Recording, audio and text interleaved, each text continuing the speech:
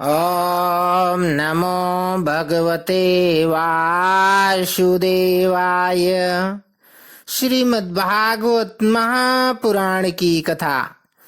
कृष्णं नारायणं वन्दे, कृष्णं वन्दे व्रजप्रियम्, कृष्णं द्वैपायनं वन्दे, कृष्णं वन्दे पृथासुतम्। अथ पंचम स्कंध अथ एकोनविंशोऽध्यायः। किम पुरुष और भारत वर्ष का वर्णन। बोलो वृंदावन बिहारी लाल की जय।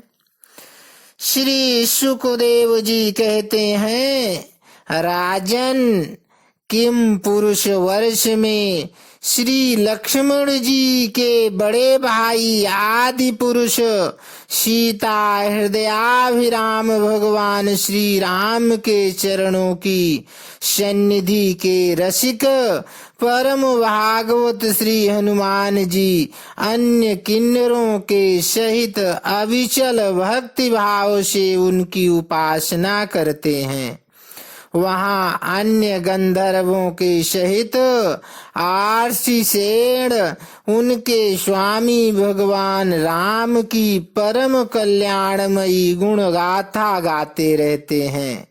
श्री हनुमान जी उसे सुनते हैं और स्वयं भी इस मंत्र का जप करते हुए इस प्रकार उनकी स्तुति करते हैं। हम ओंकार स्वरूप पवित्र कीर्ति भगवान श्री राम को नमस्कार करते हैं। आप में सत्पुरुषों के लक्षण, शील और आचरण विद्यमान हैं।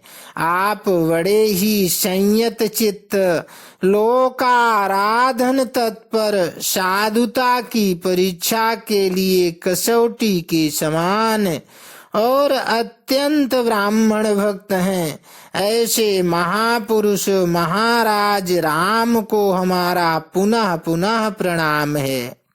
भगवान, आप विशुद्ध बोध स्वरूप अद्वितीय अपने स्वरूप के प्रकाश से गुणों के कार्य रूप जागृदादि संपूर्ण अवस्थाओं का निराश करने वाले सर्वांतरात्मा, परम शांत शुद्ध बुद्धि से ग्रहण किए जाने योग्य, नाम रूप से रहित और अहंकार शून्य है। मैं आपकी शरण में हूँ। प्रभो, आपका मनुष्यावतार केवल राक्षसों के वध के लिए ही नहीं है। इसका मुख्य उद्देश्य तो मनुष्यों को शिक्षा देना है।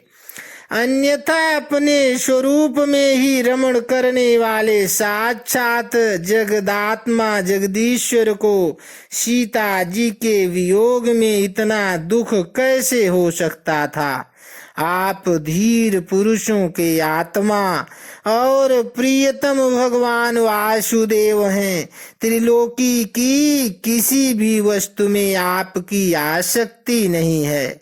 आप न तो सीता जी के लिए मोह को ही प्राप्त हो सकते हैं और न लक्ष्मण जी का त्याग ही कर सकते हैं। आपके ये व्यापार केवल लोक शिक्षा के लिए ही है। लक्ष्मणाग्रज, उत्तम कुल में जन्म, सुंदरता, वाक चातुरी, बुद्धि और श्रेष्ठ योनि, इनमें से कोई भी गुण आपकी प्रसन्नता का कारण नहीं हो सकता। यह बात दिखाने के लिए ही आपने इन सब गुणों से रहित हम वनवासी वानरों से मित्रता की है। देवता, असुर, वानर अथवा मनुष्य कोई भी हो, उसे सब प्रकार से श्री राम का, आपका ही भजन करना चाहिए, क्योंकि आप नर रूप में साक्षात श्री हरि ही हैं और थोड़े किए को भी बहुत अधिक मानते हैं। आप ऐसे आश्रित वत्सल हैं कि जब स्वयं दिव्य धाम को सिधारे थे तब समस्त उत्तर कौशल वासियों को भी अपने साथ ही ले गए थे। भारतवर्ष में भी भगवान दयावश नर नारायण रूप धारण करके संयमशील पुरुषों पर अनुग्रह करने के लिए अव्यक्त रूप से कल्प के अंत तक तप करते रहते हैं। उनकी यह तपस्या ऐसी है कि जिससे धर्म, ज्ञान, वैराग्य, ऐश्वर्य, शांति और उपरति की उत्तरोत्तर वृद्धि होकर अंत में आत्म स्वरूप की उपलब्धि हो सकती है। वहाँ भगवान नारद जी स्वयं श्री भगवान के ही कहे हुए सांख्य और योग शास्त्र के सहित भगवान महिमा को प्रकट करने वाले पांचरात्र दर्शन का सावर्ण मुनि को उपदेश करने के लिए भारतवर्ष की वर्णाश्रम धर्मावलंबिनी प्रजा के सहित अत्यंत भक्ति भाव से भगवान श्री नर नारायण की उपासना करते और इस मंत्र का जप अथवा स्तोत्र को गाकर उनकी स्तुति करते हैं। ओंकार स्वरूप अहंकार से रहित निर्धनों के धन, शांत स्वभाव ऋषि प्रवर भगवान नर नारायण को नमस्कार है। वे परमहंसों के परम गुरु और आत्मा रामों के अधीश्वर हैं। उन्हें बार बार नमस्कार है। यह गाते हैं जो विश्व की उत्पत्ति आदि में उनके कर्ता होकर भी कर्तृत्व के अभिमान से नहीं बनते, शरीर में रहते हुए भी उसके धर्म, भूख, प्यास आदि के वशीभूत नहीं होते तथा दृष्टा होने पर भी जिनकी दृष्टि दृश्य के गुण दोषों से दूषित नहीं होती, उन असंग एवं विशुद्ध सांची स्वरूप भगवान नर नारायण को नमस्कार है। योगेश्वर हिरण्यगर्भ भगवान ब्रह्मा जी ने योग साधन की सबसे बड़ी कुशलता यही बतलाई है कि मनुष्य अंत काल में देहाभिमान को छोड़कर भक्ति पूर्वक आपके प्राकृत गुण रहित स्वरूप में अपना मन लगावे। लौकिक और पारलौकिक भोगों के लालची मूढ़ पुरुष जैसे पुत्र, स्त्री और धन की चिंता करके मौत से डरते हैं, उसी प्रकार यदि विद्वान को भी इस निंदनीय शरीर के छूटने का भी भय ही बना रहे तो उसका ज्ञान प्राप्ति के लिए किया हुआ सारा प्रयत्न केवल श्रम ही है। अतः अधोक्षज आप हमें अपना स्वाभाविक प्रेम रूप भक्ति योग प्रदान कीजिए, जिससे कि प्रभो इस निंदनीय शरीर में आपकी माया के कारण बद्धमूल हुई दुर्भेद्य अहंता ममता को हम तुरंत काट डालें।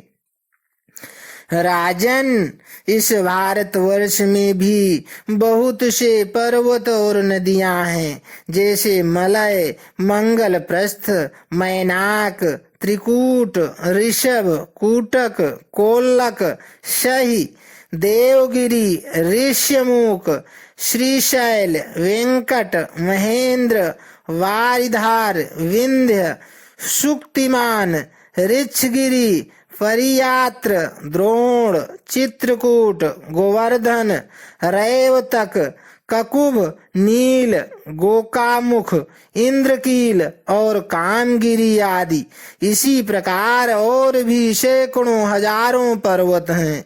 उनके तट प्रांतों से निकलने वाले नद और नदियां भी अगणित हैं। ये नदियां अपने नामों से ही जीवों को पवित्र कर देती हैं और भारतीय प्रजा इन्हीं के जल में स्नान आदि करती है। उनमें से मुख्य मुख्य नदियां ये हैं: चंद्रवसा, ताम्रपर्णी, औटोदा, कृतमाला, वैहायसी, कावेरी, वेणी, पयस्विनी, शर्करावर्ता, तुंगभद्रा, कृष्णा, वेण्या, भीमरथी, गोदावरी, निर्विद्या, पयोफणी, तापी, रेवा, सुरसा, नर्मदा, चर्मवर्णी वती, चर्मवती, सिंधु, अंध और शोण नाम के नद, महानदी, वेद स्मृति, ऋषिकुल्या, त्रिशामा, कौशिकी, मंदाकिनी, यमुना, सरस्वती, दृश्यद्वती, गोमती, सरयू, रोधस्वती, सप्तवती, सुषोमा, शतद्रु, चंद्रभागा, मरुद्वृधा, वितस्ता, अशिकनी और विश्वा। इस वर्ष में जन्म लेने वाले पुरुषों को ही अपने किए हुए सात्विक, राजस और तामस कर्मों के अनुसार क्रमशः नाना प्रकार की दिव्य मानुष और नार की योनियां प्राप्त होती हैं। क्योंकि कर्मानुसार सब जीवों को सभी योनियां प्राप्त हो सकती हैं। इसी वर्ष में अपने अपने वर्ण के लिए नियत किए हुए धर्मों का विधिवत अनुष्ठान करने से मोक्ष तक की प्राप्ति हो सकती है। परीक्षित, संपूर्ण भूतों के आत्मा, रागादि दोषों से रहित, अनिर्वचनीय निराधार परमात्मा भगवान वासुदेव में अनन्य एवं अहेतुक भक्ति भाव ही यह मोक्ष प्रद है। यह भक्ति भाव तभी प्राप्त होता है जब अनेक प्रकार की गतियों को प्रकट करने वाली अविद्या रूप हृदय की ग्रंथि कट जाने पर भगवान के प्रेमी भक्तों का संग मिलता है। देवता भी भारतवर्ष में उत्पन्न हुए मनुष्यों की इस प्रकार महिमा गाते हैं। आहा, जिन जीवों ने भारतवर्ष में भगवान की सेवा के योग्य मनुष्य जन्म प्राप्त किया है, उन्होंने ऐसा क्या पुण्य किया है, अथवा इन पर स्वयं श्री हरि ही प्रसन्न हो गए हैं। इस परम सौभाग्य के लिए तो निरंतर हम भी तरसते रहते हैं। हमें बड़े कठोर यज्ञ, तप, व्रत और दान आदि करके जो यह तुच्छ स्वर्ग का अधिकार प्राप्त हुआ है, इससे क्या लाभ है। यहाँ तो इंद्रियों के भोगों की अधिकता के कारण स्मृति शक्ति छिन जाती है। अतः कभी श्री नारायण के चरण कमलों की स्मृति होती ही नहीं। यह स्वर्ग तो क्या, जहाँ के निवासियों की एक एक कल्प की आयु होती है, किंतु जहाँ से फिर संसार चक्र में लौटना पड़ता है। उन ब्रह्मलोक आदि की अपेक्षा भी भारत भूमि में थोड़ी आयु वाले होकर जन्म लेना अच्छा है, क्योंकि यहाँ धीर पुरुष एक क्षण में ही अपने इस मर्त्य शरीर से किए हुए संपूर्ण कर्म श्री भगवान को अर्पण करके उनका अभय पद प्राप्त कर सकता है। जहाँ भगवत कथा की अमृतमयी सरिता नहीं बहती, जहाँ उसके उद्गम स्थान भगवत भक्त साधुजन निवास नहीं करते, और जहाँ नित्य गीता आदि के साथ बड़े समारोह से भगवान यज्ञ पुरुष की पूजा अर्चना नहीं की जाती, वह चाहे ब्रह्मलोक ही क्यों न हो, उसका सेवन नहीं करना चाहिए। जिन जीवों ने इस भारतवर्ष में ज्ञान, विवेक, बुद्धि, तदनुकूल कर्म तथा उस कर्म के उपयोगी द्रव्यादि सामग्री से संपन्न मनुष्य जन्म पाया है, वे यदि आवागमन के चक्र से निकलने का प्रयत्न नहीं करते तो व्याध की फांसी से छूटकर वे फलादि के लोभ से उसी वृक्ष पर विहार करने वाले वनवासी पक्षियों के समान फिर बंधन में पड़ जाते हैं।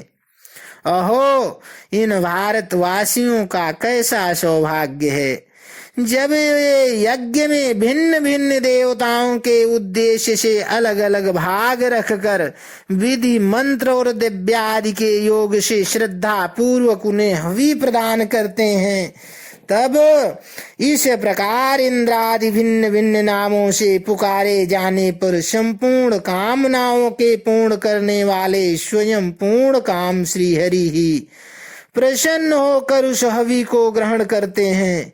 यह ठीक है कि भगवान सकाम पुरुषों के मांगने पर उन्हें अभीष्ट पदार्थ देते हैं, किंतु यह भगवान का वास्तविक दान नहीं है, क्योंकि उन वस्तुओं को पा लेने पर भी मनुष्य के मन में पुनः कामनाएं होती ही रहती हैं।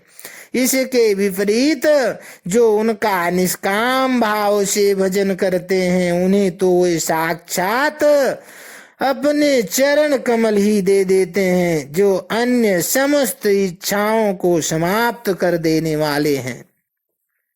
अतः अब तक स्वर्ग सुख भोग लेने के बाद हमारे पूर्वकृत यज्ञ प्रवचन और शुभ कर्मों से यदि कुछ भी पुण्य बचा हो तो उसके प्रभाव से हमें इस भारतवर्ष में भगवान की स्मृति से युक्त मनुष्य जन्म मिले, क्योंकि श्री हरि अपना भजन करने वाले का सब प्रकार से कल्याण करते हैं। श्री सुखदेव जी कहते हैं, राजन, राजा सगर के पुत्रों ने अपने यज्ञ के घोड़े को ढूंढते हुए इस पृथ्वी को चारों ओर से खोदा था। उससे जम्बू द्वीप के अंतर्गत ही 8 उपद्वीप और बन गए, ऐसा कुछ लोगों का कथन है। वह स्वर्ण प्रस्थ, चंद्र शुक्ल, आवर्तन, रमणक, मंदर हरिण, पांचजन्य, सिंह और लंका हैं। भरत श्रेष्ठ, इस प्रकार जैसे मैंने गुरुमुख से सुना था, ठीक वैसा ही तुम्हें यह जम्बू द्वीप के वर्षों का विभाग सुना दिया। इति श्रीमद्भागवते महापुराणे पारमहंस्यां संहितायां पंचम स्कंधे